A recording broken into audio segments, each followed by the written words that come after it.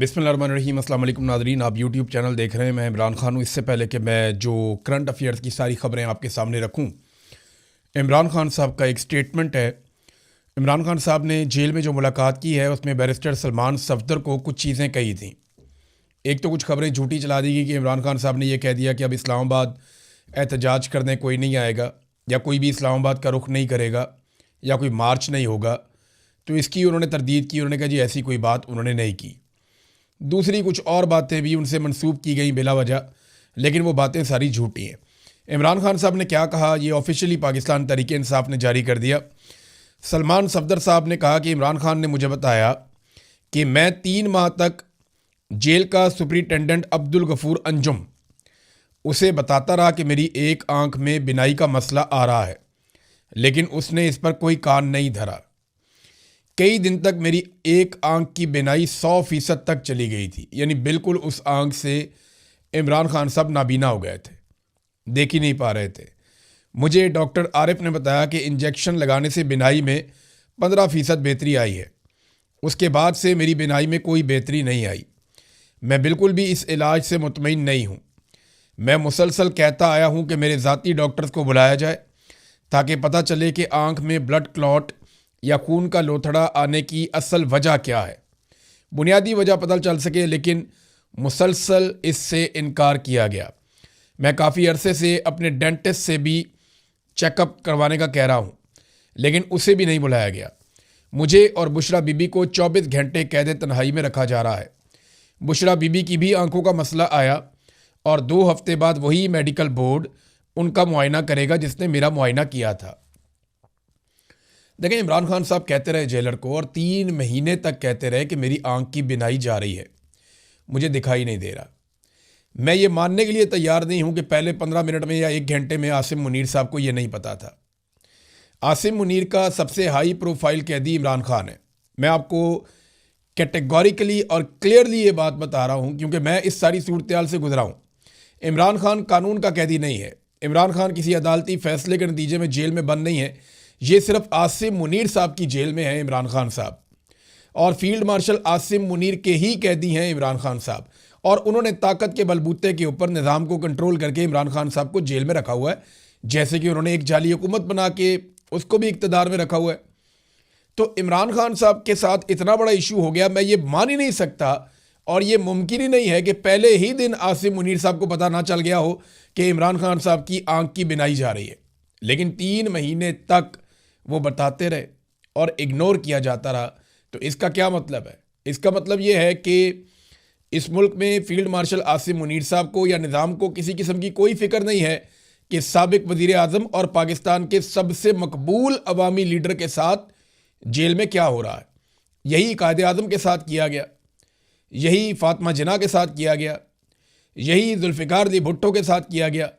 इसी तरह पाकिस्तान को 2 टुकड़े किया गया, और आज फिर हम उसी का एक मरतबा फिर रीटेलीकास्ट देख रहे हैं। ये पाकिस्तान में ऐसा ही होता रहा है बदकिस्मती से, और पाकिस्तानी हमेशा देर से खड़े होते रहे हैं।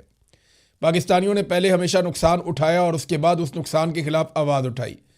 तो इस मरतबा पाकिस्तानियों से गुजारिश है कि कोई बड़ा नुकसान हो जाए उससे पहले आप अपने हक़ के लिए आवाज़ उठाइए आइन और कानून के मुताबिक। नाज़रीन, अब आ जाएँ बैनुल अक़वामी ख़बरों पर। मुख्तलिफ अमरीकी बहरी बेड़े अलग अलग तरफ से आबनाए हुर्मुज़ की तरफ जाने वाले जो समुद्री रास्ते हैं उनकी तरफ बढ़ रहे हैं, और इन जहाज़ों की जो आबनाए हुर्मुज़ से गुजर कर आएंगे उनकी नाकाबंदी के लिए ये अमरीकी बहरी बेड़े आगे बढ़ रहे हैं और वहाँ नाकाबंदी शुरू करने वाले हैं। डोनाल्ड ट्रंप ने इस हवाले से स्टेटमेंट दिया और डोनाल्ड ट्रंप ने दावा किया कि वो मुकम्मल तौर पे नाकाबंदी कर देगा और जहाज़ों को यहाँ से नहीं जाने देगा, ख़ास तौर पे उन जहाज़ों को जो ईरान के इंतज़ाम के तहत वहाँ से निकलेंगे। डोनाल्ड ट्रंप ने कहा कि ईरान की नेवी जो है वो इस वक्त समुद्र की तह के अंदर मौजूद है, यानी वहाँ लेटी हुई है, हमने उनके जहाज़ तबाह कर दिए, ये कहा डोनाल्ड ट्रंप ने। मुकम्मल तबाही कर दी उनकी नेवी की हमने। 158 जहाज़ों का उसने क्लेम किया। इससे पहले डोनाल्ड ट्रंप ने एक दफ़ा 42 जहाज़ कहे थे, एक दफ़ा कोई 58 कहे थे, फिर बढ़ गए थे, अब 158 हो गए हैं। तो डोनाल्ड ट्रंप एग्जैजरेट करता है, झूठ बोलता है, ये अब दुनिया के अंदर सब जानना शुरू हो गए हैं।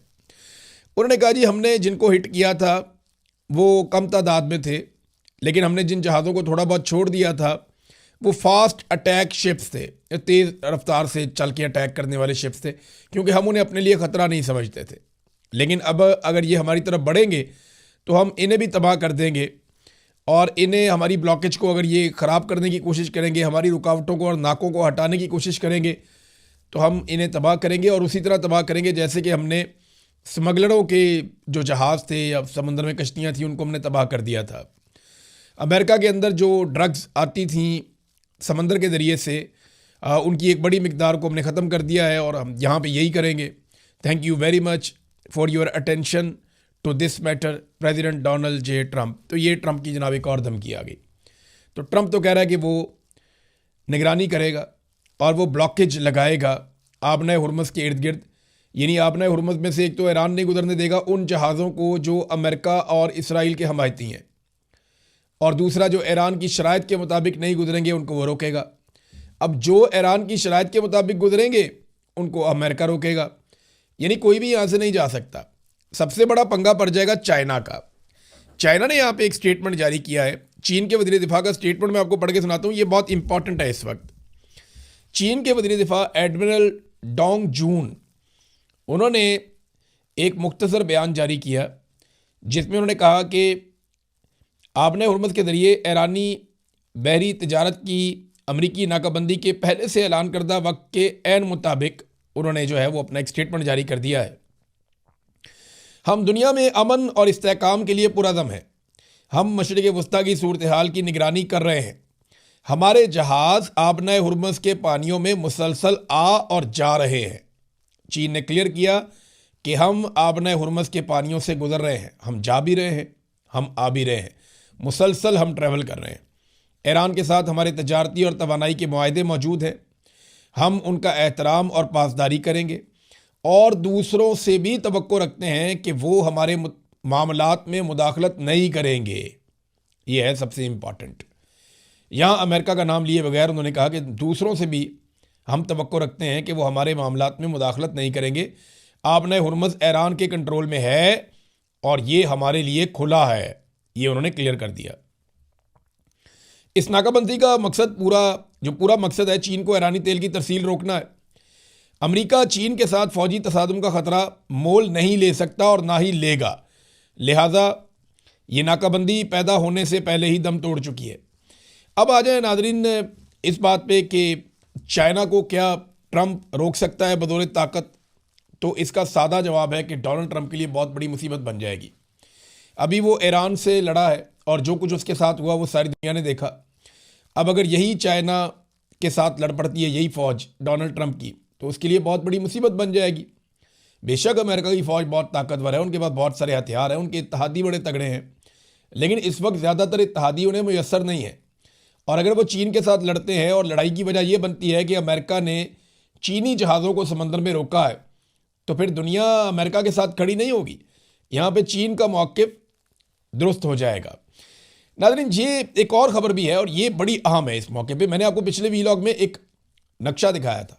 मैंने आपको बताया था कि जब तक ये गल्फ़ ममालिक की दुकान बंद रहेगी तेल की, तब तक दूसरी दुकानों का तेल बिकेगा, जिसमें एक बड़ी दुकान अमेरिका की भी है, जहाँ उनके पास वेनेज़ुएला का और अमेरिका का तेल अपने कंट्रोल में है। वो दुनिया के सबसे बड़े ज़खायर हैं तेल के, लेकिन क्योंकि फ़ासला बहुत ज़्यादा है तो प्रायोरिटी इतनी नहीं रहती दुनिया की वहाँ पर। अब आबना हुर्मुज़ वाली जो दुकान है वो बंद हो गई है, गल्फ़ वाली दुकान बंद है।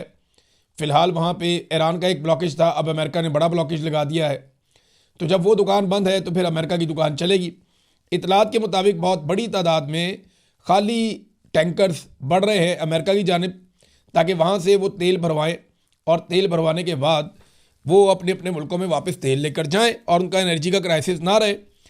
अब इसमें ना एक सऊदी अरब के सोशल मीडिया इन्फ्लुएंसर हैं और लिखारी हैं बड़े ज़बरदस्त, उन्होंने एक तबसरा किया है। नाम है इनका अब्दुल सलाम सालेह। ये जो इन्होंने तहरीर लिखी है ना, ये बड़ी इंपॉर्टेंट है। इन्होंने लिखा अपनी पोस्ट के अंदर कि हुकूमत की तब्दीली के सराब से बहरी कज़ाकी तक, यानी ये हुकूमत तब्दील करने गए थे, रजीम चेंज करने गए थे और अब बहरी कज़ाकी तक आ गए हैं। ट्रंप किस तरह खलीजी दानिश के साथ गद्दारी कर रहे हैं। ये ट्रंप को एक गद्दार इन्होंने करार दिया। ये अब सऊदी राइटर हैं और सऊदी अरब के सोशल मीडिया में अब अमेरिका को वैसे नहीं देखा जाता।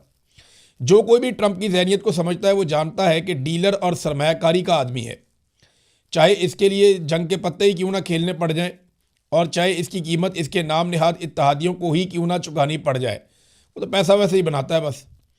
खलीजी ममालिक तुर्की और पाकिस्तान को इलाकाई जंग में घसीटने में नाकामी और नेटो और यूरोप की जानिब से सख्त रद्द-ए-अमल का सामना करने के बाद, यानी खलीजी ममालिक भी नहीं लड़े, पाकिस्तान भी नहीं लड़ा, तुर्की भी नहीं लड़ा, मिस्र भी नहीं लड़ा और यूरोप भी उनके साथ नहीं आया और नेटो भी उनके साथ नहीं आया, तो जब इतनी ज़बरदस्त नाकामी हुई तो उसके बाद ट्रंप ने अमन पसंद नज़र आने के लिए 2 हफ्तों की जाली जंगबंदी का ड्रामा रचाया।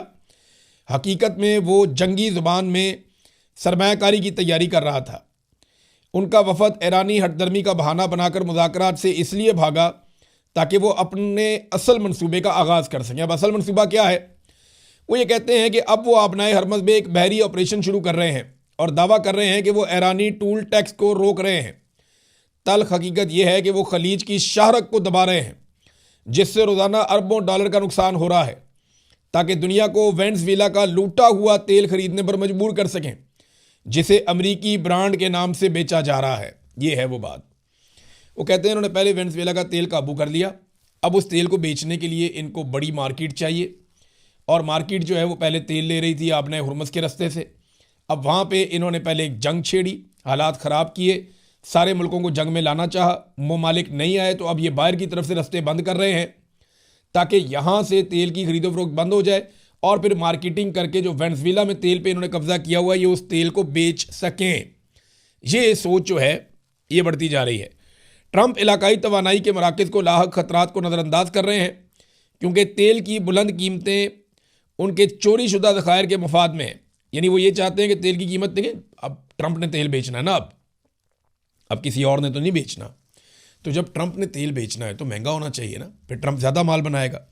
तो अब वो यही कह रहे हैं कि वो कीमतें बढ़ेंगी, इससे फ़ायदा होगा और अमरीकी मकामी गैस की कीमतों के बारे में मीडिया के ड्रामों से धोखा ना खाएं। पर्दे के पीछे ये खालिसतन एक तरह की कज़ाकी है ताकि आलमी शरियानों का गला घोंट कर अपना लूटा हुआ माल महंगे तरीन दामों में बेचा जा सके। अब ये सऊदी अरब की सोच है, वहाँ के एक लिखारी की सोच है। चाइना ने ना एक आर्टिकल चाइना में लिखा गया है और ये चाइना मॉर्निंग पोस्ट इसका नाम है। ये चीनी हुकूमत के करीब तरीन समझा जाता है ये जरीदा। इन्होंने जो आर्टिकल लिखा है इसमें पाकिस्तानी फ़ौज की सऊदी अरब में तैनाती के हवाले से लिखा है।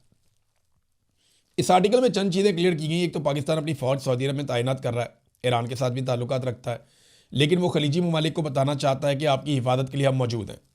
अब पाकिस्तान के थ्रू वो चाइना के करीब भी आएंगे, तो अगर खलीजी ममालिक अपने दिफा के लिए चाइना और पाकिस्तान पर इन्हिसार करेंगे तो लोकल मामलात इस खित्ते में हल होना शुरू हो जाएंगे।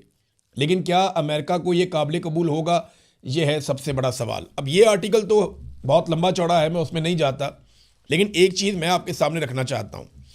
अब फ़र्ज़ करें पाकिस्तान और चीन पर इन्हिसार करते हैं खलीजी ममालिक अपनी सिक्योरिटी के लिए, तो अमेरिका को ये कभी काबिल कबूल नहीं होगा, क्योंकि अमेरिका अरबों डॉलर्स लेता है सिक्योरिटी के नाम पर इन ममालिक से। अब वो अरबों डॉलर जब अमेरिका को नहीं मिलेंगे तो क्या होगा? नंबर 2, चाइना की चौधराहट आएगी तो अमेरिका तो कभी खुश नहीं होगा, और अगर इस काम को करने में या आगे बढ़ाने में पाकिस्तान शामिल होगा तो अमेरिका पाकिस्तान के खिलाफ होगा। तो अगर ये सूरत हाल बनती है तो इसमें जो डोनाल्ड ट्रंप की एक बड़ी ज़बरदस्त नज़र है आसिम मुनीर पे, शहबाज शरीफ पे, यहाँ पे खटाई पैदा हो सकती है मुमकिन तौर पे। लेकिन पाकिस्तान और खित्ते के मफाद में यही है, पाकिस्तान के और खित्ते के मफाद में ये है कि यहाँ जो मौजूद ममालिक हैं वो अपने मामलात को खुद हल करें और एक दूसरे के साथ मिलजुल कर रहें और मुज़ाकरात करें और पुरअमन तरीके से मुज़ाकरात करें, और जो बाहर से मुदाखलत है उसको कम करें या ख़त्म करें या बैरूनी हथियारों को वापस भेजा जाए कि यहाँ पे उनकी ज़रूरत नहीं है। ऐसे में अमेरिका एक शरारत कर सकता है, वो भारत को चाबी दे सकता है और उसे ये कह सकता है कि हमारी सपोर्ट तुम्हारे साथ है, तुम पाकिस्तान के ऊपर अटैक करो। तो क्या चाइना पहले की तरह पाकिस्तान को दोबारा हिफाजत देने के लिए आएगा? तो मेरी राय में पाकिस्तान को चाइना ने बहुत दफ़ा मौका दिया है। चाइना हमेशा पाकिस्तान के साथ खड़ा हुआ है और आजकल बेशक बहुत सारी नाराज़गियाँ हैं और नाराज़गियों की वजह पाकिस्तान की मिलिट्री एस्टेब्लिशमेंट है जो चाइना के साथ ताल्लुकात पर हमेशा अमेरिका के ताल्लुकात को तरजीह देते हैं। वो हमेशा ये सोचते हैं कि अमेरिका के साथ हमारे ताल्लुकात बेहतर रहने चाहिए। ये एक बड़ी वजह है। लेकिन चाइना को पाकिस्तान के साथ खड़ा होना होगा अगर ऐसी कोई सूरत बन जाती है तो। नाज़रीन, दुनिया भर में इस वक्त डोनाल्ड ट्रंप के ऊपर शदीद तनकीद हो रही है। बरतानिया की पार्लियामेंट में वो किया गया ट्रंप के साथ कि कोई सोच भी नहीं सकता था। अमरीकी सदर को गैर कानूनी, गैर इखलाकी तौर पर आलमी कवानीन की धज्जियां उड़ाने वाला करार दिया गया। ये भी कहा गया कि यह बरतानिया का दोस्त नहीं है और ये दुनिया का लीडर नहीं है। ये एक खतरनाक और बदउनवान गैंगस्टर है और इसे उसी हिसाब से निपटना चाहिए। वज़ीर आज़म को यह भी कहा गया कि वो बादशाह को मशवरा दें, बादशाह को ये कहें कि वो वाशिंगटन का दौरा कॉल ऑफ कर दें इससे पहले कि देर हो जाए। और उन्होंने कहा जी मुझे खौफ है कि ट्रंप हमारे बादशाह को अपनी साइड पर खड़ा होने के लिए मजबूर कर सकता है। हम अपने बादशाह को इस सूरत में नहीं फंसा सकते। अब इस किस्म की बातें जो बरतानिया की पार्लियामान में हो रही हैं, तो ये डोनाल्ड ट्रंप का या अमेरिका का सबसे बड़ा इत्तेहादी था।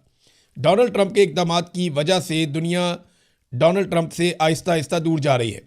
CIA के साबिक डायरेक्टर हैं जॉन ब्रेनन, इन्होंने भी एक स्टेटमेंट दिया। इन्होंने कहा डोनाल्ड ट्रंप ज़हनी तवाज़ुन खो चुके हैं, नफ्सियाती मसाइल हैं उनके।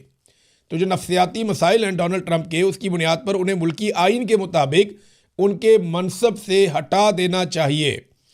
ये अब एक सोच पैदा हो चुकी है। नाज़रीन, पाकिस्तान के अंदर एक खबर है बड़ी इंपॉर्टेंट, मैं आपके साथ रख देता हूँ आपके सामने।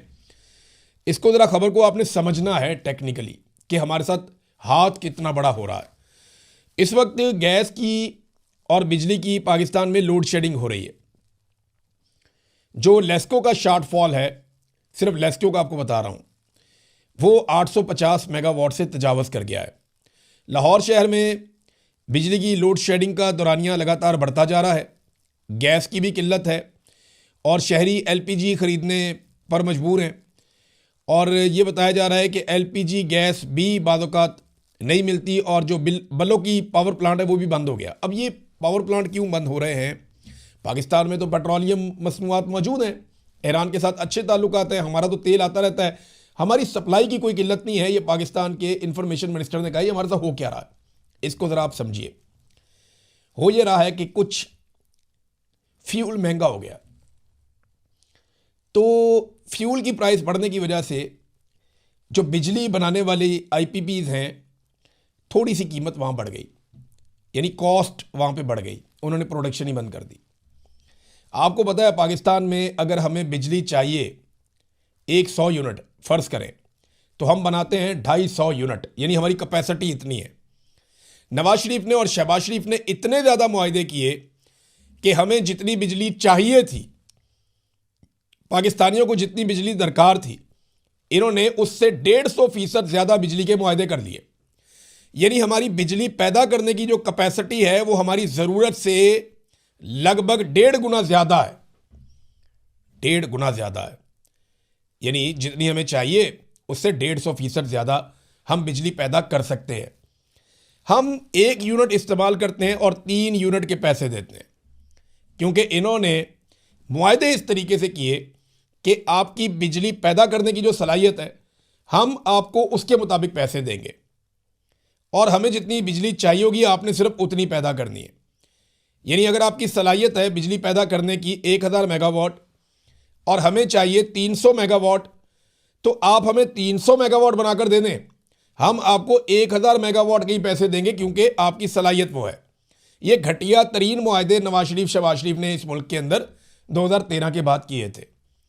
अब वो सारी की सारी IPPs बैठी हैं, थोड़ी सी पेट्रोलियम की प्राइसेस ऊपर गई तो उन्होंने बिजली बनाना बंद कर दी।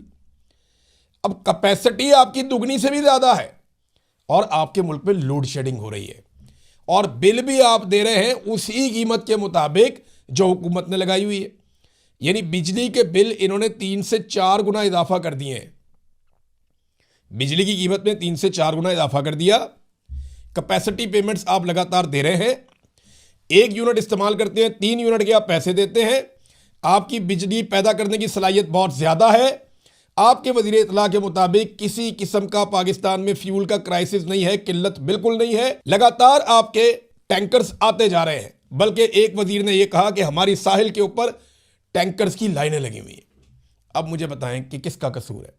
ये फ्रॉडिये कौम को टकर गए हैं, ये रल के कौम को लूट रहे हैं, ये आपकी जेब पे डाके डाल रहे हैं। इस वक्त जब कैपेसिटी ज़्यादा है बिजली पैदा करने की इनके पास फ्यूल भी मौजूद है, ये 4 गुना हमसे पैसे भी ले रहे हैं, इसके बावजूद लोड शेडिंग कर रहे हैं। इसका मतलब आप समझते हैं? इसका मतलब ये है कि ये 1 टके का भी फायदा छोड़ने को तैयार नहीं है। ये सारा पैसा अपनी जेब में डालकर लेकर जाएंगे। आज जो आईपीपी बिजली नहीं बना रहे कि थोड़ी सी महंगी बन रही है, वो सारे आईपीपी बिल पूरा लेंगे आपसे, क्योंकि कैपेसिटी पेमेंट्स उन्होंने नहीं छोड़नी। उनमें शहबाज शरीफ का बेटा भी है, उनमें और बहुत सारी कंपनीज भी हैं, मिलिट्री एस्टेब्लिशमेंट के लोग और उनकी कंपनियां भी हैं। इन्होंने आपसे लेना है पैसा। आखिर में नाज़रीन आपको एक सूरत मैं और बताता हूं कि जेडी वेंस ने थोड़ी उम्मीद दिलाई है अमेरिका के नायब सदर ने। उसने कहा जी बिल्कुल सब कुछ मायूस को नहीं हुआ, बहुत सारी चीज़ें बेहतर भी हुई हैं, लेकिन कुछ जगहों पे हमारा डेडलॉक है और बात अभी ख़त्म नहीं हुई, दोबारा मुज़ाकरात भी हो सकते हैं। तो ये अच्छी बात है कि अमेरिका ने एक साइड रखी हुई है कि अगर मुज़ाकरात करने पड़े, मामला तय करने पड़े, तो जेडी वेंस कल को दोबारा बैठ सकता है, कोई बातचीत हो सकती है। लेकिन मुझे नहीं लगता कि डोनाल्ड ट्रंप को उतनी बड़ी फेस सेविंग मिलेगी जितनी बड़ी फेस सेविंग वो चाहता है। ऊपर से एक के बाद एक पंगा ले लिया। पॉप लियो के साथ डोनाल्ड ट्रंप में एक सरजंग चल रही है। वहाँ डोनाल्ड ट्रंप ने जो ट्रंप की एडमिनिस्ट्रेशन है उस पर इल्ज़ाम है कि उन्होंने पॉप को धमकाया है, और पॉप भी आगे से डट गए हैं कि मैं नहीं डरता और मैं हक बात कहूँगा, मैं ठीक बात कहूँगा, मैं जुल्म की बात नहीं करूँगा, क्योंकि हमारा मज़हब हमें इसकी इजाज़त नहीं देता। तो पॉप ने दबाव में आने से इनकार कर दिया, जबकि उनको दबाव में लेने की कोशिश की गई। अब डोनाल्ड ट्रंप ने एक तस्वीर जो है वो पोस्ट कर दी है। तस्वीर आप देखें, ये वाली। इस तस्वीर में डोनाल्ड ट्रंप जो है वो एक मरीज़ के सर पे हाथ, खुद को मसीहा उन्होंने दिखाया, मजहबी मसीहा। अब आप समझ गए हैं, यसू बहुत सारे लोग कह रहे हैं। तो उन्होंने अपने आप को एक मसीहा दिखाया और फिर ये बड़ी तनकीद हुई, बहुत ज़्यादा तनकीद हुई अमेरिका में। तो बाद में डोनाल्ड ट्रंप ने इसको डिलीट कर दिया और झूठ बोला कि मैं तो डॉक्टर बना हुआ था। तो ये नाज़रीन डोनाल्ड ट्रंप के हालात हैं, एक के बाद एक पंगा, और हर जगह पे डोनाल्ड ट्रंप को मार पड़ रही है। अभी तो एप्स्टीन फाइल का मामला पूरी तरह खुलेगा। ये जब मामला निकलेंगे तो वो मामला सामने आएगा। ट्रंप के लिए गोते ही गोते हैं, निकलने का रास्ता बहुत मुश्किल है। अब तक के लिए इतना ही। अपना ख्याल रखिएगा, अपने इस चैनल का भी। अल्लाह हाफ़िज़।